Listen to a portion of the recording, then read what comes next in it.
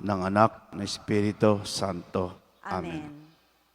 Ang pagpapala ng ating Panginoon Kristo, ang pag-ibig ng Diyos Ama, at ang pagkikipagkaisa ng Espiritu Santo naway sumainyong lahat. At sumaiyo rin. Mga kapatid, aminin natin ang ating mga kasalanan upang tayo maging marapat gumanap sa banal na pagdiriwang. Inaamin ko sa kapangyarihang Diyos At sa inyo mga kapatid, na lubha akong nagkasala sa isip, sa salita at sa gawa, at sa aking pagkukulang. Kaya isinasamo ko sa mahal na Birheng Maria, sa lahat ng mga anghel at mga banal, at sa inyo mga kapatid, na ko'y ipanalangin sa Panginoong ating Diyos. Kaawaan tayo ng kapangyarihang Diyos, patawarin tayo sa ating mga kasalanan. Patnubayan tayo sa buhay na walang hanggan. Amen. Panginoon, kaawaan mo kami. Panginoon, kaawaan mo kami. Kristo, kaawaan mo kami. Kristo, kaawaan mo kami. Panginoon, kaawaan mo kami. Panginoon, kaawaan mo kami. Manalangin tayo. Ama naming makapangyarihan, sa pagganap namin sa 40 araw ng paghahanda, ang aming kalooban ay iyong pagindapatin para sa pagdiriwang ng Pasko ng pagkabuhay upang masaya naming may pahayag ang magandang balita ng iyong pagliligtas. Sa pamagitan ni Kristo kasama ng Espiritu Santo, magpasawalang hanggan. Amen. Pagbasa mula sa aklat ng Propeta Ezekiel. Bumalik kami sa pintuan ng templo. Sa ilalim nito'y may agos ng tubig papunta sa silangan. Ang templo'y paharap sa silangan. Ito'y nagmumula sa gawing timog na bahagi ng templo, sa gawing timog ng altar. Lumabas kami sa pintuan sa gawing hilaga, at iniligid niya ako papalabas sa pintuan sa gawing silangan. Doon ay may mahinang agos ng tubig mula sa gawing timog ng hagdanan. Nagtuloy kami sa gawing silangan. May hawak siyang panukat. Sumukat siya ng 500 metro. Pagkatapos, lumusong kami sa tubig na hanggang bukong-bukong. Sumukat uli siya ng 500 metro. At nang lumusong kami sa tubig, ito ay hanggang baywang. Sumukat uli siya ng 500 metro, ngunit yaon ay isa ng ilog at hindi na ako makalusong. Malalim ang tubig at kailangang languyin upang matawid. Sinabi niya sa akin, "Tao, tandaan mo ang lugar na ito." Naglakad kami sa pampang ng nasabing ilog. Nang ako'y pabalik na, nakita ko ang makapal na puno na magkabilang pampang ng ilog. Sinabi niya sa akin, "Ang tubig na ito ay papunta sa dakong silangan hanggang dagat na patay. Pag abot nito sa dagat na patay, malilinis ang tubig nito. Lahat ng lugar na maulugusan nito ay magkakaroon ng lahat ng uri ng hayop at isda. Pagdating ng agos na ito sa dagat na patay, magiging tabang ang tubig ng dagat. Lahat ng lugar na abutin nito ay magkakaroon ng buhay. Sa magkabilang pangpang ng ilog ay tutubo ang sari-saring punong kahoy na makakain ng bunga.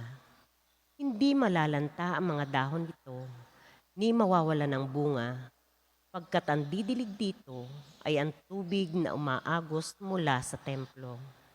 Ito ay patuloy na mamumunga sa buong taon. Ang bunga nito ay pagkain at gamot naman ang mga dahon." Ang salita ng Diyos. Salamat sa Diyos. Ang atin pong itutugon sa bawat salmo. Diyos na makapangyarihay, kapiling nating kanlungan. Diyos na makapangyarihan, kapiling nating kanlungan. Ang Diyos ang lakas natin at kanlungan, at handang saklolo kung may kaguluhan. Di dapat matakot, mundo'y mayanig man, kahit nasa dagat, ang bundok na mabuwal. Diyos na makapangyarihan, kapiling nating kanlungan. May ilog ng galak sa bayan ng Diyos. Sa banal na templo'y ligaya ang dulot. Ang tahanang lungsod ay di masisira. Ito ang tahanan ng Diyos na dakila. Mula sa umaga ay kanyang alaga. Diyos na makapangyarihan, kapiling nating kanlungan. Nasa atin ang Diyos makapangyarihan, ang Diyos ni Jacob na ating kanlungan. Ano man ang kanyang ginawa sa lupa, tapat ng pagmasdan at ika'y hahanga. Diyos na makapangyarihan, kapiling nating kanlungan.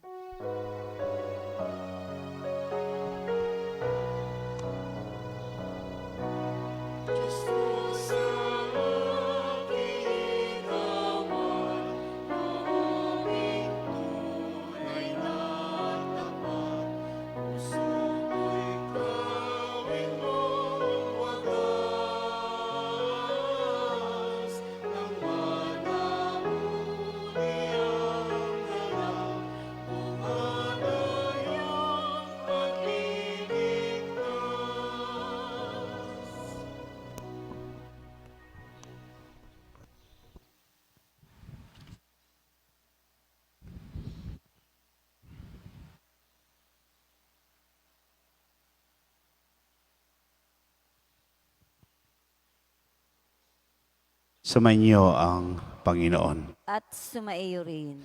Ang mabuting balita ng Panginoon ayon kay San Juan. Papuri sa iyo, Panginoon.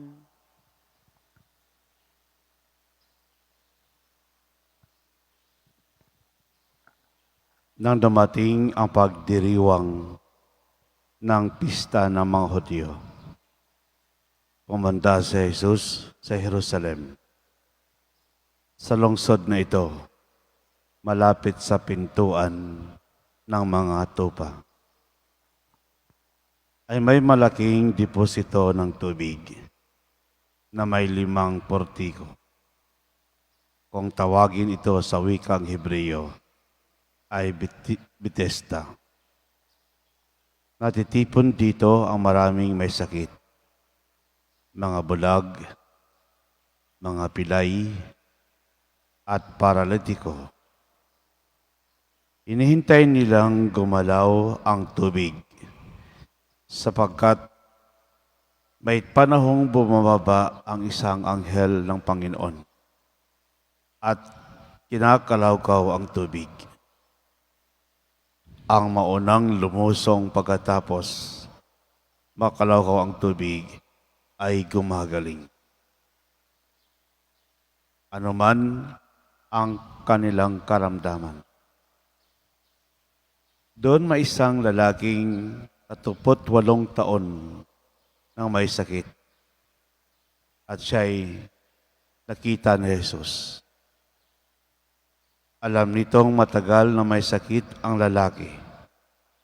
Tinanong siya ni Jesus, "Ibig mo bang gumaling?" Sumagot ang may sakit, "Ginoo, wala pong maglusong sa akin. Kapag nakalawkaw na ang tubig, patungo pa lamang ako roon, may nauuna na sa akin." Sinabi sa kanya ni Jesus, "Tumindig ka, dalhin mo ang iyong higaan at lumakad ka." At pagdakay gumaling ang lalaki, dinala ang kanyang higaan at lumakad.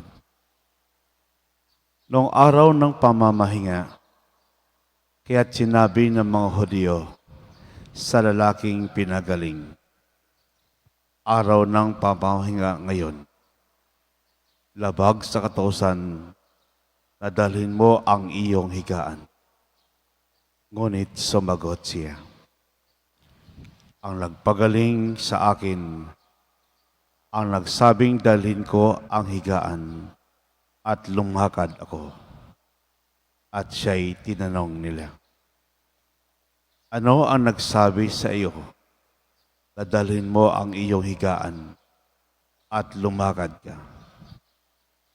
Ngunit hindi nakilala ng lalaki kung sino ang nagpagaling sa kanya, sapagkat nawala si Jesus sa karamihan ng tao.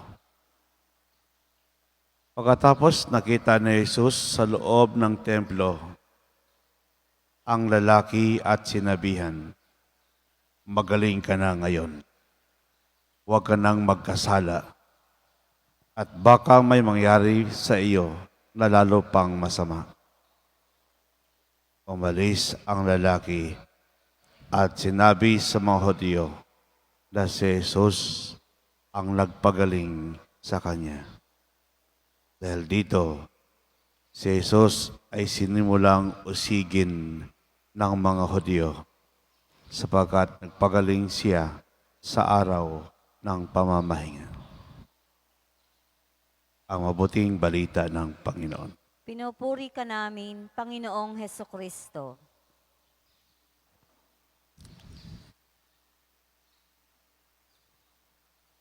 Magandang umaga po sa lahat.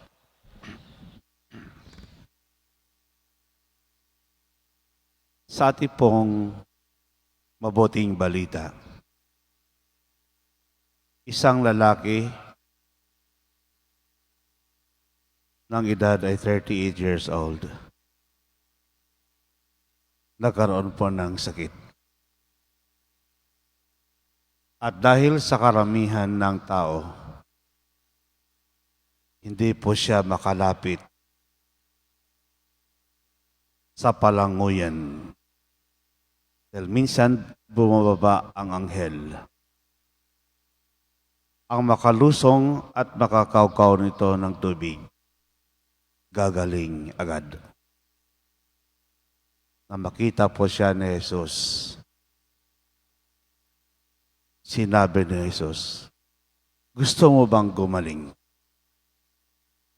Buhatin mo ang iyong higaan. Tumayo ka at maglakad.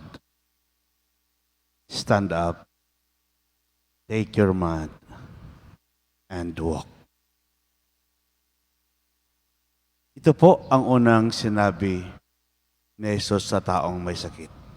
Stand up. Stand and believe that only Jesus can heal. Stand up, give us the posture of waiting and watchfulness.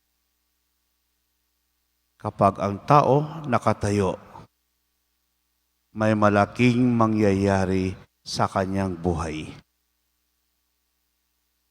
At sa pagtayo nitong lalaki na may sakit, nangangahulugan ng tagumpay, kagalingan, at katuparan ng kanyang pangako.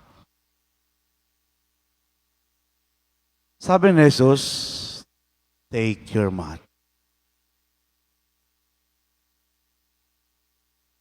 May kanya-kanya tayong banig sa buhay.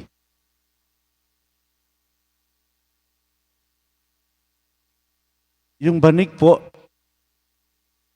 ito'y tumutukoy ng ating mga worries in life. Ito po yung ating mga kasalanan. Ito po yung ating mga problema sa buhay. Anxiety, limitation, cross, our suffering, our struggle in life. Kaya po, nung una, nang tayo'y bata pa, napakaganda yung ating sariling banig. Makulay. Hindi gaanong gasgas. Napakaganda at masarap higaan. Subalit kapag tayo nagkakaedad, nababawasan ang ganda ng ating sariling banig. Unti-unting nawawala ang kanyang kulay, ang kanyang kagandahan. You know, brothers and sisters in Christ, to refuse to carry his cross is a refusal to know the meaning of life.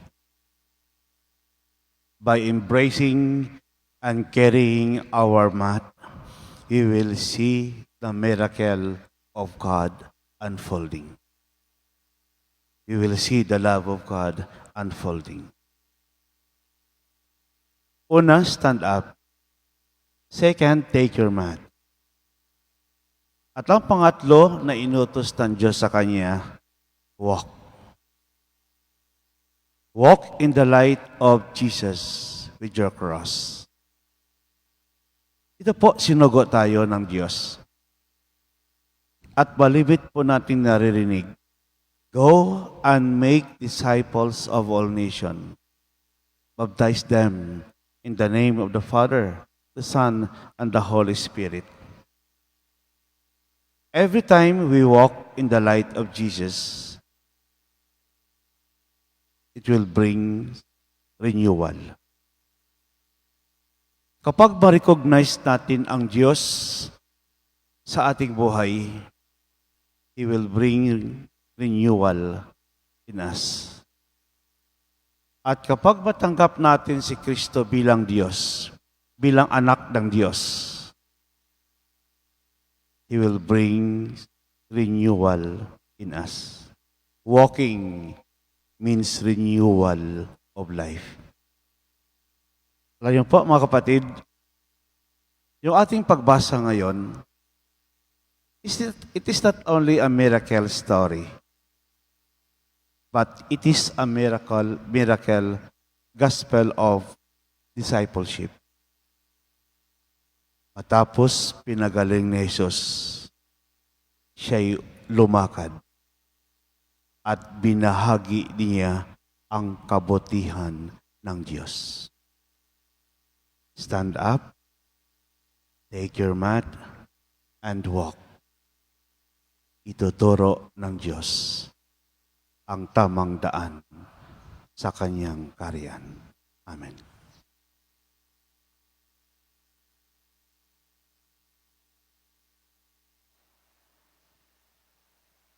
Habang higit nating nakilala ang Diyos, lalo nating naunawaan na lubos tayong umaasa sa Kanya.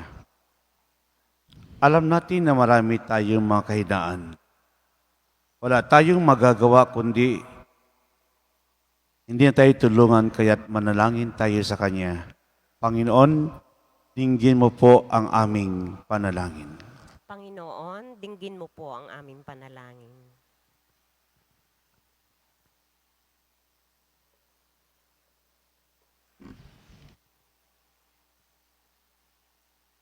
Ang pinuno ng simbahan, naway lubos na mag-alay ng kanilang buhay sa paglilingkod kay Kristo, manalangin tayo sa Panginoon. Panginoon, dinggin mo po ang aming panalangin. Tayo naway magkaroon ng pusong bukas sa pag-aalay ng sarili at lumago sa pagsunod kay Kristo na may pusong maamo at mapagpakumbaba.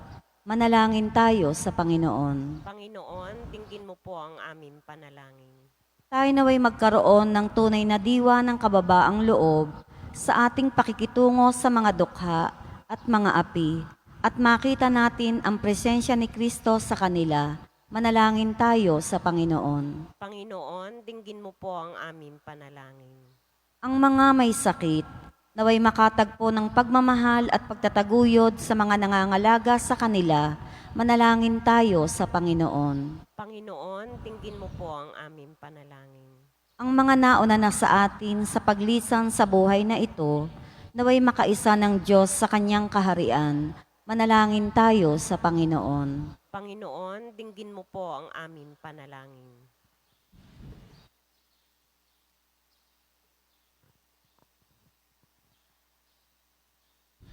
Panginoon Diyos, Ama ng mga dukha, bagamat batid namin ang aming mga kahinaan at pagmamalaki, dinggin mo ang aming kahilingan na iyong bayang nangangailangan ng iyong tulong. Idadalangin namin ito sa pamagitan ni Kristo na aming Panginoon. Amen. Amen.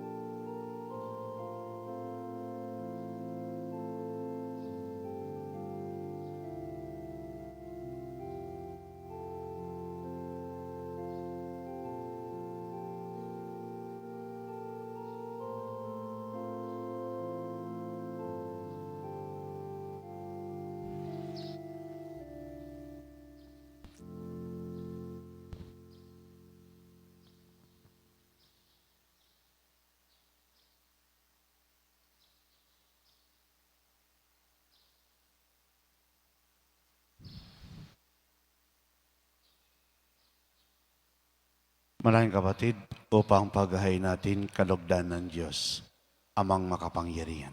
Tanggapin nawa ng Panginoon itong paghahain sa iyong mga kamay, sa kapurihan niya at karangalan, sa ating kapakinabangan at sa buong sambayan niyang banal.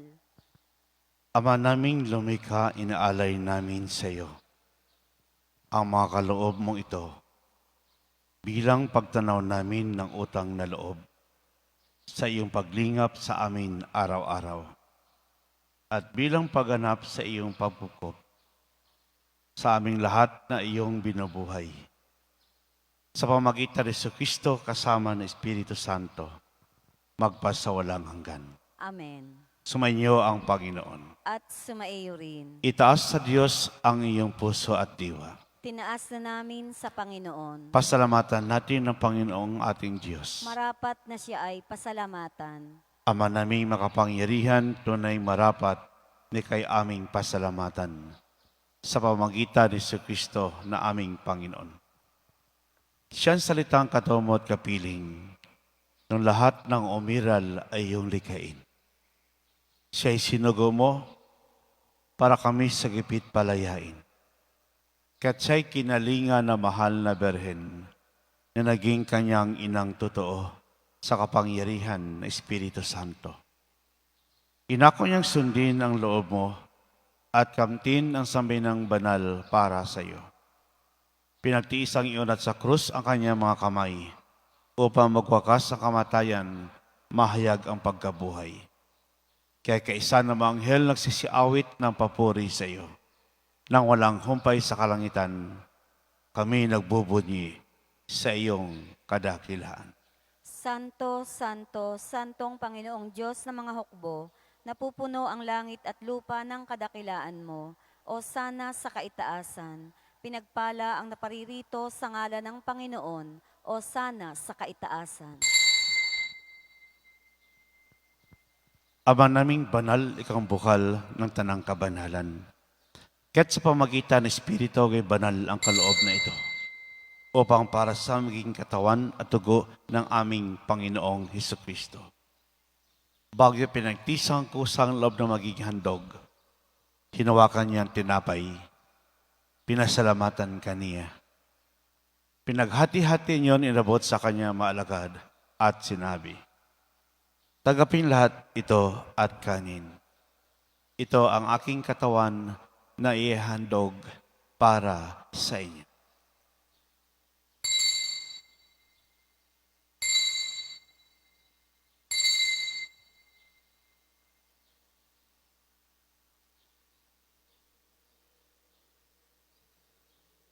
Ginaman matapos ang hapunan, hinawakan niya ang kalis, muli kay pinasalamatan.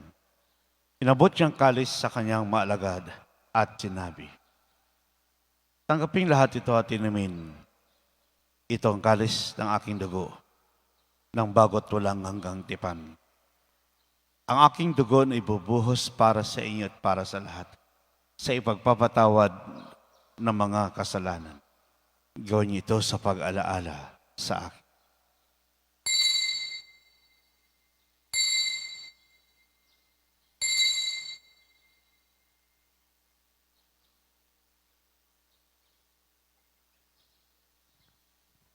Ipagbunyi po natin ang misteryo ng pananampalataya. Si Kristo'y namatay, si Kristo'y nabuhay, si Kristo'y babalik sa wakas ng panahon. Ang mga ginagawa namin ngayon pag-aalala sa pagkamatay at muling pagkabuhay ng iyong anak. Kaya't inaalay namin sa iyo ang tinapay nagbibigay buhay at ang kalis na kakaloob ng kaligtasan. Kami nagpapasalamat dahil kami iyong minarapat na tumayo sa harap mo para maglingkod sa iyo. Isinasamo namin kami magsalo-salo sa katawan at dugo ni Kristo ay mabuklod sa pagkakaisa sa pamagitan ng Espiritu Santo. Ama, lingapin mong simbahang laganap sa buong daigdig. Puspusin mo kami sa pag-ibig kaisa ni Francisco na ang Papa, ni Gilbert naming Obispo at ng Tanang Kaparian. Alalahanan mo rin kapatid naming naimlay na may pag-asang sila'y muling mabubuhay. Ganyan din lahat ng mga pumanaw. Kawaan mo sila at patuloyin sa iyong kaliwanagan. Kawaan mo pagdapating kami lahat makasalo sa iyong buhay na walang wakas. Kaisa naman na Birheng Maria, Ina ng Diyos. Kaisa ng mga apostol at lahat ng mga banal na namuhay dito sa daigdig ng kalugod-lugod sa iyo. Ay pagdiwang nawa namin ang pagpupuri sa ikararangal mo sa pamagitan ng iyong anak na aming Panginoong Jesucristo.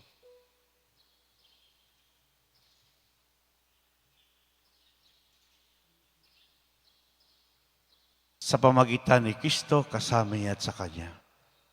Lahat ng parangal at papuri sa iyo. Diyos sa makapangyarihan, kasama ng Espiritu Santo, pagpasawalang hanggan.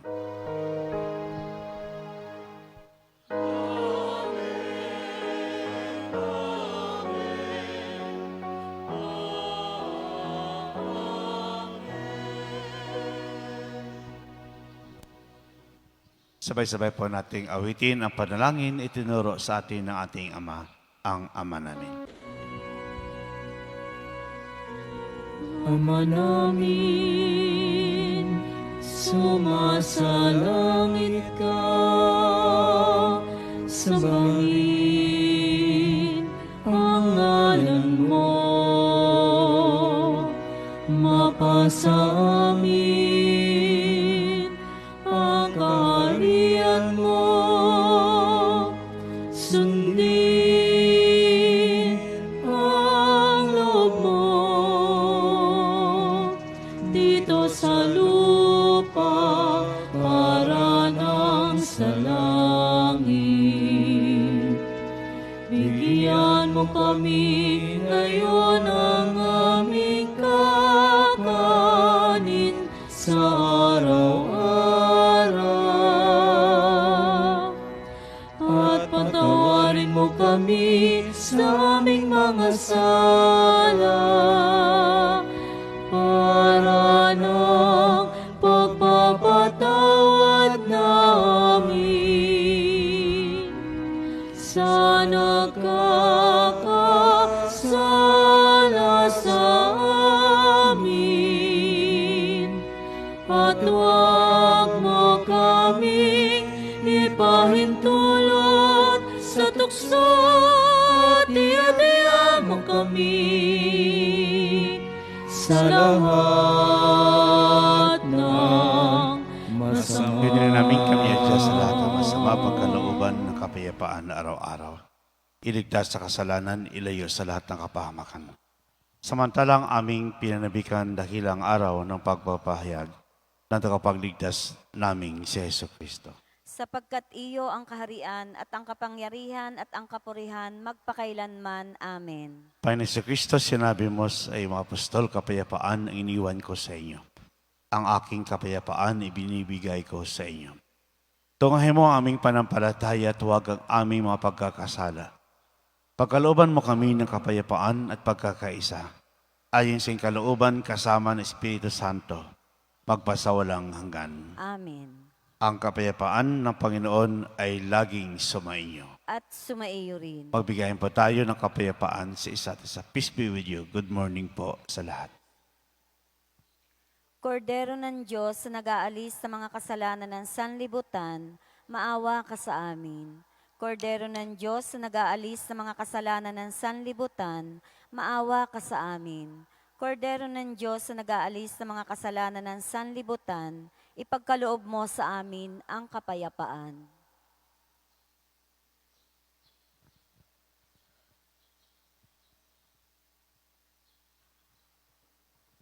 Mga kapatid, ito ang kordero ng Diyos. Ito nag-aalis ng mga kasalanan ng sanlibutan.